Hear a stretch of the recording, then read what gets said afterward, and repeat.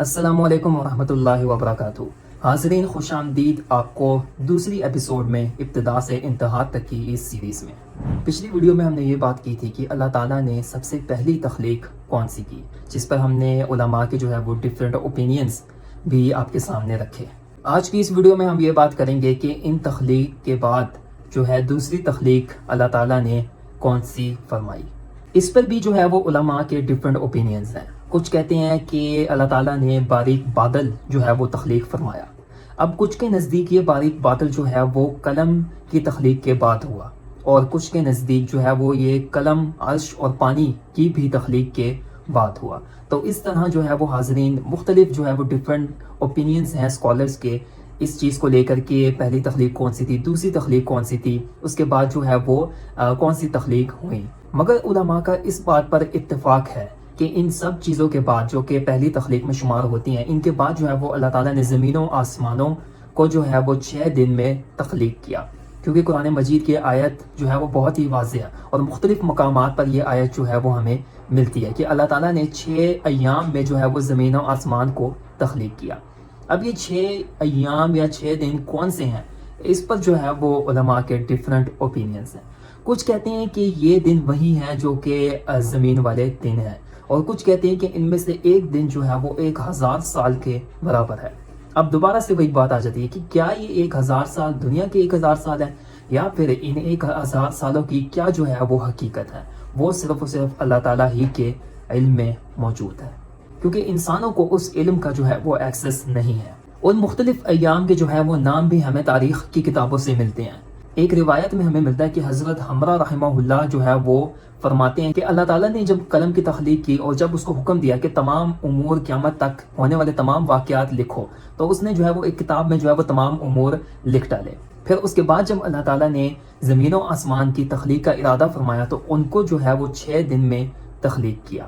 ان 6 دنوں کے نام اس روایت میں ہمیں ملتے ہیں۔ سب سے پہلے کا نام ابجد، دوسرے کا نام حوض، تیسرے کا نام حتہ، چوتھے کا قلم، پانچویں کا صافس اور چھٹے کا کرشت ہے۔ اس کے علاوہ ہمیں ایک اور روایت ملتی ہے، اور اس میں ان ایام کے نام وہی بتائے جاتے ہیں جو کہ آج عربک میں جو ہے وہ ہم ان 7 دنوں کے جو ہے وہ نام جانتے ہیں، مگر اس روایت میں صرف 6 ہی دن ذکر کیے گئے ہیں: الاحد، الاثنین، الثلاثاء، الاربعاء اور الخمیس۔ اللہ تعالیٰ نے ان 6 دنوں کو تخلیق کیا، اور پھر ان 6 دنوں کے حساب سے جو ہے وہ زمین و آسمان کی تخلیق فرمائی۔ دوستو، یہاں تک تو ہماری ساری انفارمیشن کمپلیٹ ہو گئی کہ پہلی چیزوں میں سے کون کون سی جو ہے وہ پہلی تخلیق کنسیڈر کی جا سکتی ہے، اور مختلف روایات بھی جو ہے وہ ہم نے ڈسکس کی، جن کی بیس پر اسکالرز کے، مؤرخ کے یا جو حدیث لکھنے والے ہیں ان کے ڈفرینٹ اوپینینز جو ہے وہ ہمارے سامنے آئے۔ اب دوستو جو ہے وہ ہم ذرا عرش کے اوپر بات کرتے ہیں کہ وہ کیسا ہے اور جو ہے وہ کس چیز سے بنا ہے۔ ایک حدیث ہمارے سامنے آتی ہے کہ نبی صلی اللہ علیہ وسلم نے فرمایا کہ جب بھی اللہ تعالیٰ سے جنت مانگو تو سب سے اونچی درجے کی جنت مانگو۔ وہ کون سی ہے؟ وہ ہے الفردوس، جس کو ہم جنت الفردوس کہتے ہیں۔ اب نبی صلی اللہ علیہ وسلم نے یہ کیوں فرمایا؟ کیونکہ جنت الفردوس سب سے ہائی رینک ہے، سب سے ہائی جنت ہے، اور اس کے اوپر اللہ تعالیٰ کا عرش ہے۔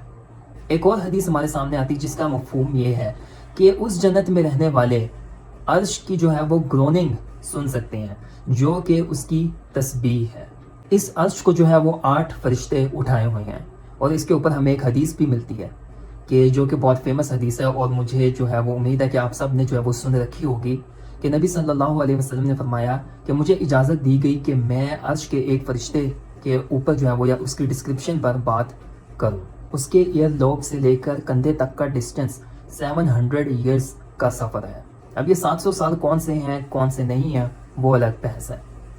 700 سال کی مسافت کے برابر اس کے ایئر لوب سے لے کر کندھے تک کا ڈسٹنس ہے۔ تو ذرا آپ امیجن کریں کہ وہ کتنے بڑے فرشتے ہوں گے، اور پھر اللہ تعالیٰ کا عرش کتنا بڑا ہوگا۔ اس کے بعد تھوڑی سی ڈسکشن جو ہے وہ ہم کرسی پر بھی کر لیتے ہیں۔ کرسی کے اوپر ہمارے پاس 2 اوپینینز ہیں۔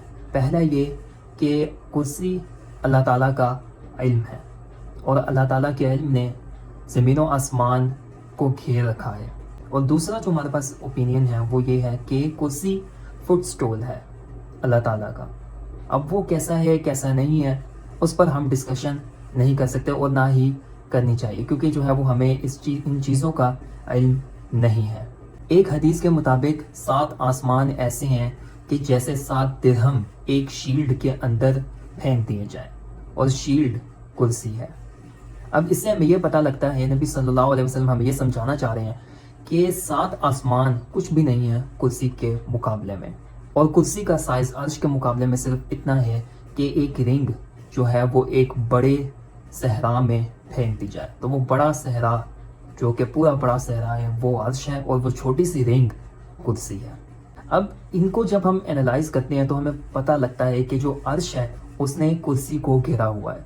इसके बाद हम चलते हैं वापस उन 6 दिनों में कि वो 6 दिनों में कौन से दिन अल्लाह ताला ने किस चीज़ को जो है वो तख्लीक किया ज़मीनों आसमानों में से, क्योंकि इससे पहले जो है वो जितनी भी चीज़ें थी जिनके बारे में सोचा जा सकता है या जिनके बारे में रिवायात मिलती हैं कि पहली तख्लीक है दूसरी तख्लीक है, वो सब चीज़ें हमने जो है वो डिस्कस कर ली।